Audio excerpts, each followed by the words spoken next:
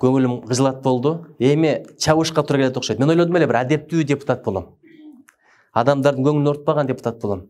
Кээдечи катуу айтпасаң да болбойт экен. Аялдар деле кээде ушундай байкасаң мындай.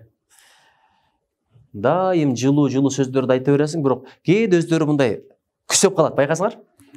Бирок ошондочу тилиңерден жаман сөз чыкпасын. Кичине үн, башка мамиле, кабак каш менен анткени тамак деле кээде муздакты каалап калат, барасаң. Кээде ысыкты каалайт, ошол сыяктуу нерсе. Денең деле кээде ысыкты, кээде муздакты каалайт. Бир түрдүү жашоо адамды зериктирип жиберет. Казан аяк кагышат деп коет го, капы болбогула, бул макалдын болгону жакшы. Казан аяк кагышпай эле койсун, кагышпаса кантип тамак пышат? Араңарда барбы казан аякты кагыштырбай? Мен курсагым ачып отурганда таң-туң деп баштаганда жабай сүйүнөм. Аялым бирдеп баштаган болот да, мынтипчи. Бирөөлөр бар, таң-туң дегенде узагыраак күчкө туура келет. Бирок биздики жакшы эле, бир 10-15 мүнөттө ар кандай тамак даярдап койгон жагы бар. Аны деле мактанып коеюн. Ден соолукка пайда. Тем более видеодон тартып атат.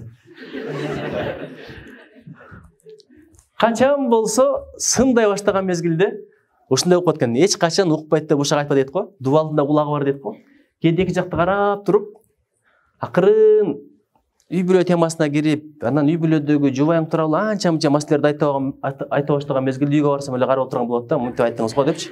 Каяктан уктум десем, түз эфирге кирсем ошол жерден баштадыңыз дейт. Качан болсо түз эфирге киргенде ошол жерде мен ал тууралуу айтып аткан болот экем. Ошон үчүн колдон келсе эч качан эч ким жөнүндө жаман сүйлөбөгүлө. Мага окшоп. Айтайын дегеним, мен жаман ниет менен эмес, жакшы ниет менен кээде катуу сүйлөйт окшойм.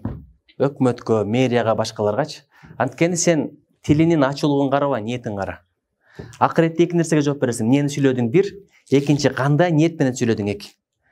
Бирөөнүн кийими болсо, кир болсо жиркенесиң. Адам деген ошондой. Бир адам болгон, кара колдуу болгон экен, ошол бомушту үйүнө апарып, тарбиялап, жуундуруп, ичиндирип, кийиндирген бир алым өткөн экен. Киносунда чыкты деп уктум, жакында мен көрө элекмин, бирок жакында барып көрүп койсом деп атам, бирок болгон окуя экен. Ошол бомуш кадимкиде үйүнө барып, жуунуп, кечинде кошо жашагандар келсе, үйдүн эми ичи билесиңер да, бомуш келип жашап аткандан кийин. Не балекет болгон десе, ичинде бомуш, ошону жуундуруп, тамак берип, чач башын тарап, карасаң адамдыкты. Анан айла жок, эми көнөт да, башка эмне айла, себеби тиги устат болсо.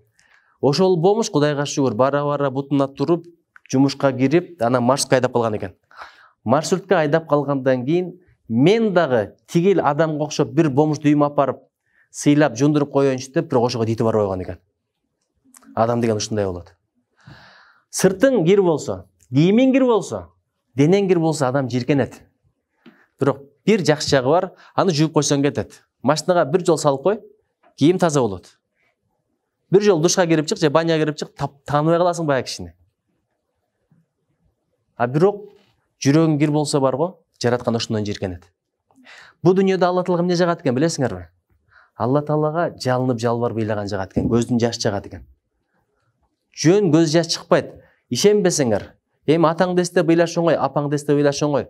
Анча-мынча бирөөнүн жаман сөзүн эстеп ыйлаш оңой. Сени алдап кеткен акчаны эстеп ыйлаш оңой. Бир алдап кетип калганда, ошол акчам болгондо азыр деп ыйлап калат го, мынтипчи. Бирок жаратканды эстеп ыйлаш аябай кыйын. Аракет кылып көрүп эле. Ошо үчүн айтат го, жок дегенде жасалмоосун да ыйлаганга аракет кыл, кечинде тилек кылып атканда депчи. Сүрөтүң жок деген окшоштуруп кой деп. Жаратканды эстеп ыйлаш кыйын, өзүңдүн күнөөңдү эстеп ыйлаш кыйын. Эч качан өзүңдүн күнөөңдү унутпа дейт, бирөөнүн кылган жакшылыгын унутпа деп коет, туурабы? Бирөө кылган жакшылыгыңды унут, бирок бирөөнүн сагылган күнөөсүн унутуп кой дейт. Ушундай нерселер бар. Анан ошол үчүн айтат го, көз жаш деле дейт, 3 күндүк жолдон келе турган конок болот деген. Оңойлук менен чыкпай турган нерсе. Бирок бу дүйнөдө ушу бир күнөөңдү эстеп тобоглуу ыйласаң, бир катаңды эстеп тобоглуу ыйласаң, жараткандан жалбарып атып ыйласаң, ошол жаратканга аябай жагат экен.